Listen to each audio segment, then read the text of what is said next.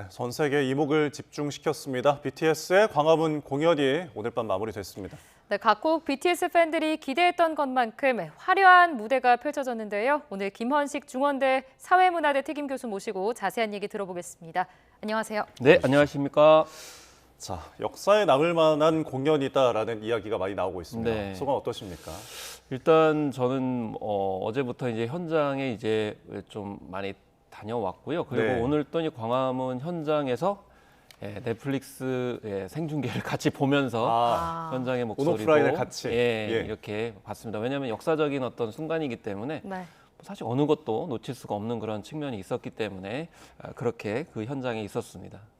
그렇다면 가장 인상 깊었던 점을 꼽는다면 어떤 부분입니까? 일단 사실 어제 바로 이제 앨범이 공개가 됐습니다. 네. 14곡이 공개가 됐는데 아리랑 컨셉을 어떻게 적용했을까 이런 점들이 굉장히 궁금했었거든요. 그래서 이제 자세히 들어보면 보디 투 보디라고 하는 그 노래에 아리랑이 이제 한 1분 30초 이후부터 많이 차지를 하거든요. 네. 예. 과연 이 노래가 어느 부분에 좀 나올 거냐, 어떤 식으로 나올 거냐. 왜냐하면 아리랑 컨셉이기 때문에 분명히 예측 보도도 있었습니다만은 분명히 떼창이 나올 것이다. 그러니까 같이 부르는 장면이 나올 것이다. 그리고 넷플릭스에서도 뭔가 깜짝 선물이 있다 이렇게 얘기를 했거든요. 네. 그럼 아마 보디 투 보디로 아리랑을 하나 낼 것 같다는 생각이 드는데 이게 첫 번째 나온 거예요. 네. 그러니까 처음부터 문을 열었는데 이 곡을 통해서 특히 그 댄서들도 이제 한복 착용을 했었고 네. 또 전통 그런 복색을 갖춘다다가 아리랑까지 나오니까 처음부터 확실하게 방탄소년단의 컨셉 그리고 이번에 광화문 광장의 공연과 앨범의 특색을 처음부터 보여줬다라는 예. 점이 저는 개인적으로 인상 깊었습니다. 네, 두 가식으로 풀어낸 공연이었다. 지금 광화문에서 펼쳐졌잖아요. 이색적이기도 하고 이 광화문이 갖는 상징성, 어떤 역사성, 문화성이 있는데 그것이 잘 드러난 공연이라고 평가를 하실까요?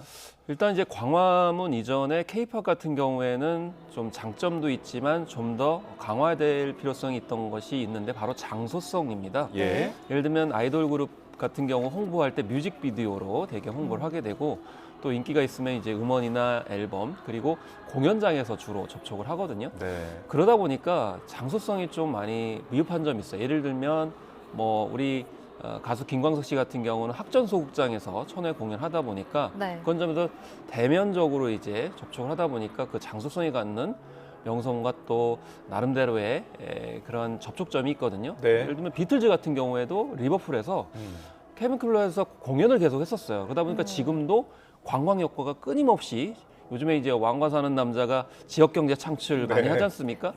그런 부분들이 좀 K-팝을 보강해야 될 측면이 있었어요. 특히나 팬들이 그렇게 좋아하는 K-팝과 한국을 방문하는데 갈 곳이 별로 없어요. 그러니까 소속사 앞에서 사진을 찍는다든지 네. 그 정도의 네. 좀 미흡한 점이 있었는데 광화문이라는 장소성을 통해 가지고 만약에 지금 190개국에 이렇게 공개가 됐다고 하면 저 멋진 공간을 BTS가 공연했던 공간을 가보고 싶다는 생각이 당연히 들겠죠. 그렇죠. 그런 점에서 봤을 때 장소성이 갖는 의미는 굉장히 크다라는 것이고 우리 입장에서 봤을 때도 K-팝의 본산 뿌리인 이 광화문 혹은 서울, 예. 대한민국이라는 걸 확신을 각인시켰다는 점에서 봤을 때 어마어마한 효과가 있을 수 있다. 캐대언도 앞서서 이제 그런 효과들을 보여줬고요. 네. 더 들어가면 그냥 단순히 장소성이라는 게 역사적으로, 문화적으로, 철학적으로 의미가 있다 그러면 더 여운이 남는 것이죠.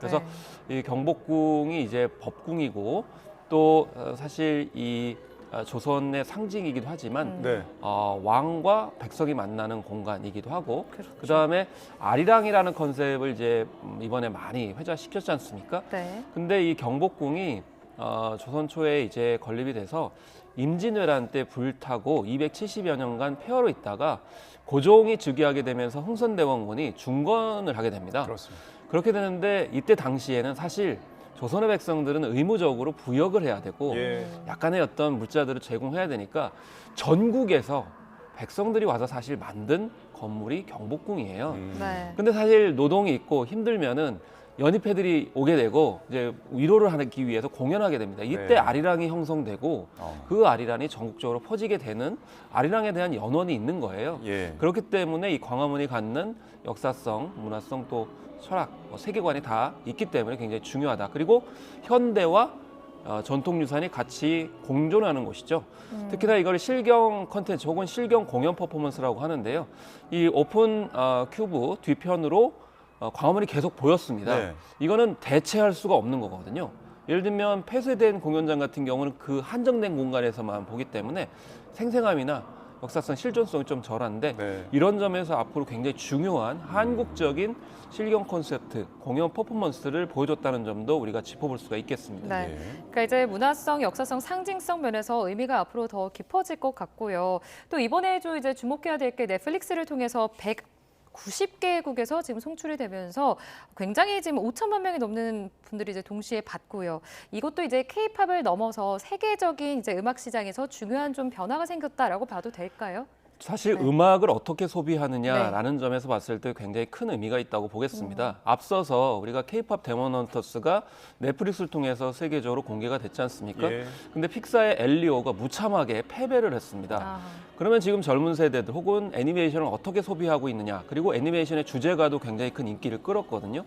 마찬가지로 지금 한국에서도 이 올해는 이제 왕과 사는 남자 때문에 약간의 좀 긍정적인 부분이 있는데 극장가가 좀 어려웠습니다. 네. 네. 그 상황 속에서 확실히 팬덤이 있었던 아이돌 그룹의 그런 콘서트 실황 영화가 굉장히 호응을 많이 받았었거든요. 마찬가지로 이제는 콘서트도 넷플릭스와 같은 온라인 동영상 플랫폼을 통해서 소비하는 시대가 됐다라는 것이고요. 그게 동시에 190개 국가에 생중계가 된다는 사실이 굉장히 중요하다고 볼 수가 있겠습니다. 네. 현장에 있는 팬이나 전 세계 안방에 있는 팬이나 다 똑같은데 무엇보다 중요한 건 이번에 해밀턴 감독이 사실은 뭐 우리가 슈퍼볼이라든지 아카데미라든지 이런 이제 그 대형 공연을 연출했다는데 구체적으로 언급이 안 되는 경우가 있는데 사실 이 감독은 카메라 워킹에 최적화된 연출 감독을 하기로 유명합니다. 네. 그렇기 때문에 넷플릭스를 보게 되면 현장에 있는 것보다도 다채롭게 예술적으로 감각적으로 그리고 스토리텔링을 부각을 해가지고 장소성을 더 부각을 하기 때문에 예. 그런 점에서 이제는 공연 콘텐츠를 즐기는 방식도 기존의 한계를 넘어설 것이다. 그리고 사실 뭐 우리나라에서도 이 고양 종합운동장이라든지 잠실 운동 경기장에서 많이 모아야 4~5만입니다. 네. 고척 스카이돔은 10,000명밖에 안 돼요. 그럼 2회 하면은 10만 명밖에 안 되거든요. 네. 방탄소년단이 거의 팬이 1억 명이라고 하거든요. 예.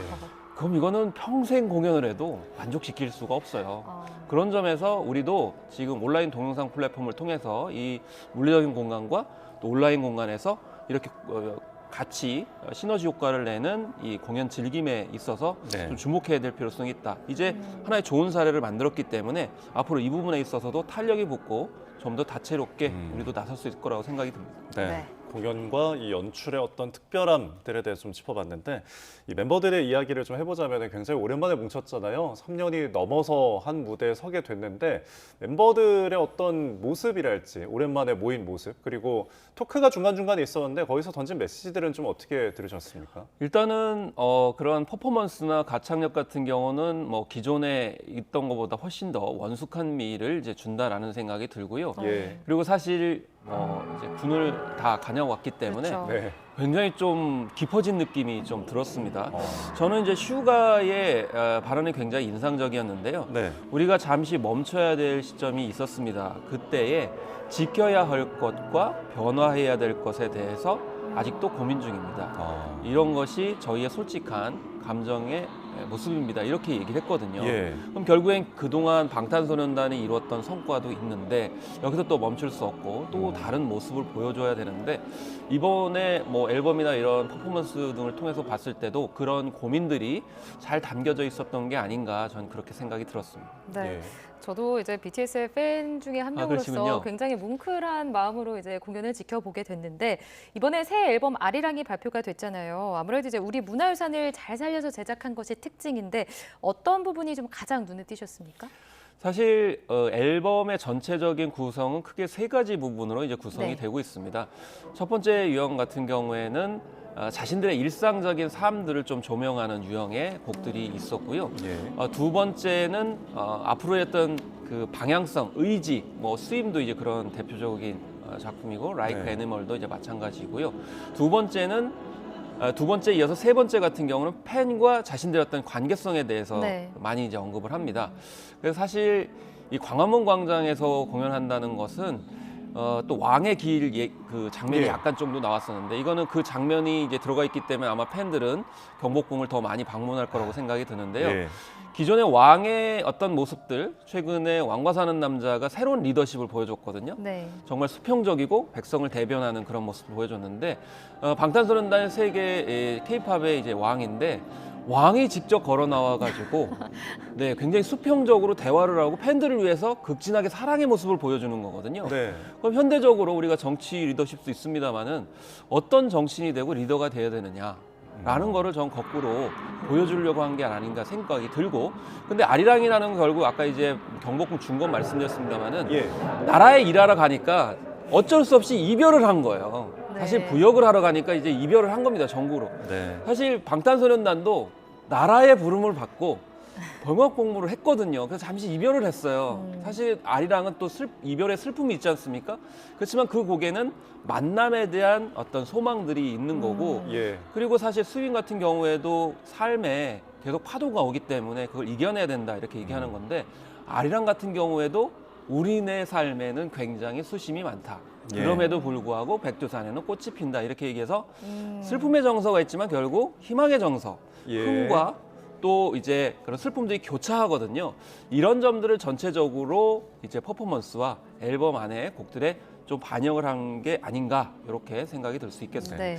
지금 이 드는 생각이 이제 우리의 정서, 어떤 아리랑의 한, 우리의 얼 이런 것인데 이 메시지들이 외국에 있는 아미 팬들은 좀 어떻게 받아들일지 잘 이게 효과가 날지 어떻게 바라고 싶어요? 사실 이제 이런 부분들은 이제 디깅 컬처라고 얘기를 하게 되는데요. 네.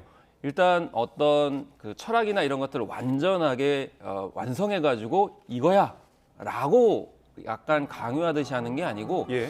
어떤 메시지나 메타포를 전달해주면 팬들이 자발적으로 알아서 검색을 하고 해석을 하고 또 적용을 하고 그러면서 같이 또 만들어가거든요. 그래서 방탄소년단이 완전하게 만들어졌기 때문에 팬들은 그거를 무조건 수용하는 것이 아니라 같이 성장하는 어떤 형태로 이제 적용을 한다라는 것이죠. 네. 그래서 아리랑에 대한 의미를 아마 지금 엄청나게 팬들이 많이 찾아보고 있을 겁니다. 네.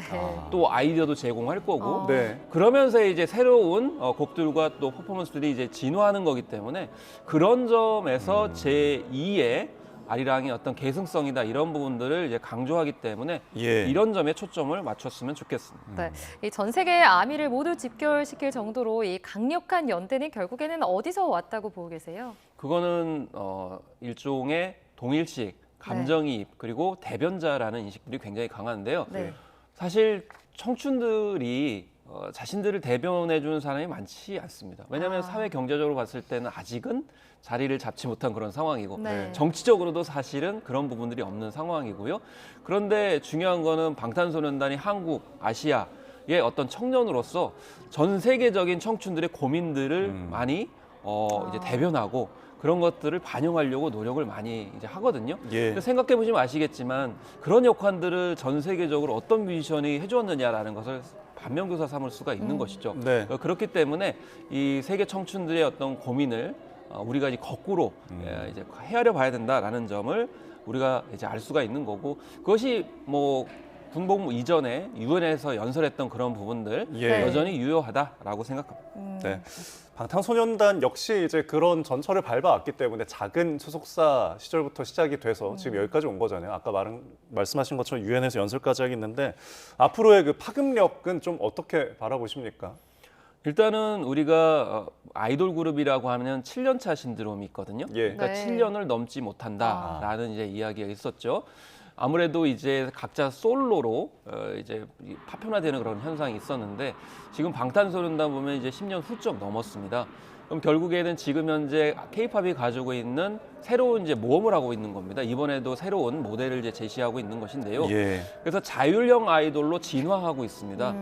사실 이 아티스트라는 개념을 붙이거든요. 우리는 이제 가수다, 뭐 아이돌 그룹이다 이렇게 얘기하지만 K-팝에서는 각 멤버들을 아티스트로 얘기를 하고 있습니다. 네. 네. 군 복무 기간, 그러니까 이 군백기라고 불리는 기간에 각 멤버들이 자신들의 역량을 충분히 보여주었고 또 심지어는 개별 솔로 활동을 통해 가지고 뮤지션의 역량들을 충분히 보여줬기 때문에 개별 활동과 완전체 활동을 완전히 플렉서블하게 유연하게 보여줄 수 있는 최초의 모델을 지금 열어가고 있는 거거든요. 그렇기 때문에 이번 앨범을 필두로 해서 분명히 2027년에는 그래미에서 수상할 가능성이 굉장히 높아졌다 이렇게 네. 생각이 들고 이번 앨범 같은 경우에는 원래의 방탄소년단의 어떤 정체성하고 맞물리면서 변화등까지 같이 아우르고 있기 때문에 어느 정도는 실험적이면서도 파격적인 내용들 완숙도가 가차기 굉장히 결합했다라는 생각이 들고요. 이번에 82회 공연하게 되는데 이 멕시코에서 예. 대통령이 직접 추가 공연을 요청하기도 그렇습니다. 했었거든요. 그렇기 때문에 테일러 스위프트의 그런 기록들을 훨씬 깰 거라는 그런 예견들이 완전히 기대치를 더 뛰어넘는 그런 성과로 나타날 거라고 생각이 들고 특히 한국에 대한 방문 그리고 한국에 대한 이미지 또 파생 콘텐츠들이 훨씬 더 많이 생길 수 있다라는 점을 좀 긍정적인 효과로 볼 수가 있겠습니다. 네, 자 이제 BTS가 완전체로 4년 만에 미국 무대에도 다시 서고 다음 달에 이제 월드 투어가 시작이 되는데 아무쪼록 건강하게 또 성공적인 무대를 보여주기를 기대해 보도록 하겠습니다. 자 여기서 마무리하겠습니다. 지금까지 김현식 중원대 사회문화대 특임 교수 모시고 이야기 나눠봤습니다. 오늘 말씀 고맙습니다. 고맙습니다.